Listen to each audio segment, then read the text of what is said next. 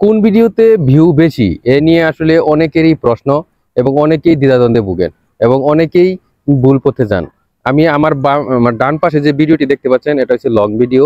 এখানে দেখতেই পাচ্ছেন এত কত ডলার আছে, এবং বাম পাশে দেখতে পাচ্ছেন এটা হচ্ছে রিলস। আমার রিলসে 10 সেন্ট দিয়েছে মাত্র 1500 ভিউয়ে।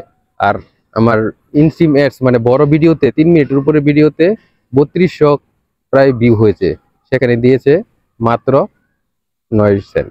আসলে আমি এখানে দেখতে পাচ্ছি আসলে বড় ভিডিওতে আসলে ভিউ কম, বড় ভিডিওতে আসলেই ভিউ কম। কিন্তু তাই বলে আপনি বড় ভিডিও আপলোড করবেন না, শুধু রিলস আপলোড করে যাবেন। সবাই শুধু এটাই জানে যে রিলসে অনেক টাকা ইনকাম আছে।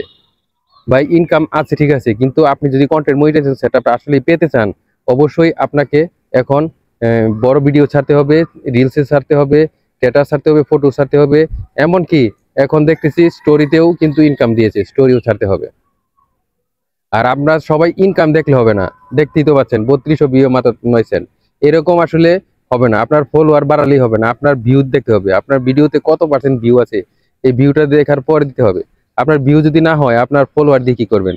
অগাধ ফলোয়ার্স আছে কিন্তু আপনার ভিডিওতে ভিউ নাই, আপনার ইনকাম নাই। যত ভিউ হবে তত ইনকাম হবে। এজন্য আপনাকে কোয়ালিটিফুল কোয়ালিটিফুল কন্টেন্টের সাথে অবশ্যই অ্যাক্টিভ ফলোয়ার্স প্রয়োজন এবং ফেসবুকের নজর করা প্রয়োজন। এই জন্য ফেসবুক রুলসের বাইরে কোনো কিছু করতে যাবেন না, একটা কমেন্টও করতে যাবেন না।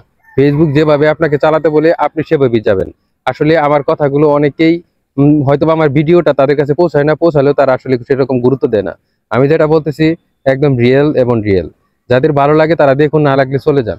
আসলে আপনি যদি কাউকে কমেন্ট করতে যান, আপনার টাইমলাইনে যেসব ভিডিওগুলো আসবে, যেসব ফটোগুলো আসবে, যেসব স্ট্যাটাসগুলো আসবে, সেগুলোই আপনাকে দেখতে হবে, কমেন্ট করতে হবে। আপনি সেখানে ঢুকলেন আবার কমেন্ট ধরে ধরে আরেকজনের বাসায় গেলেন, এটা গাইডলাইন বিরোধী। তাহলে আপনার ভিডিও ফরওয়ার্ডে যাবে না এবং যেসব ফলোয়ার গেইন করবেন সেসব ফলোয়ারও আপনার ভিডিও দেখবে না। এটাই বাস্তবতা এবং এটাই হচ্ছে।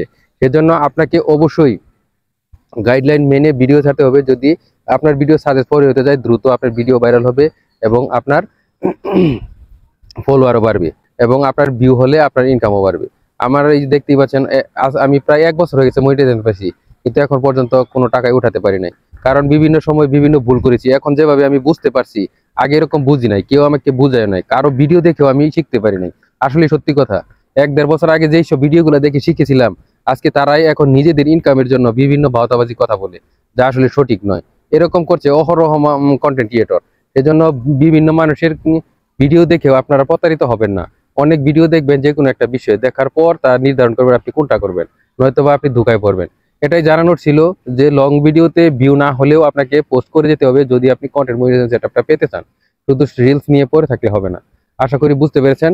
না বুঝলে অবশ্যই কমেন্ট করবেন, অবশ্যই শেয়ার করে আরেক ভাইকে দেখার সুযোগ করে দিবেন। আল্লাহ হাফেজ।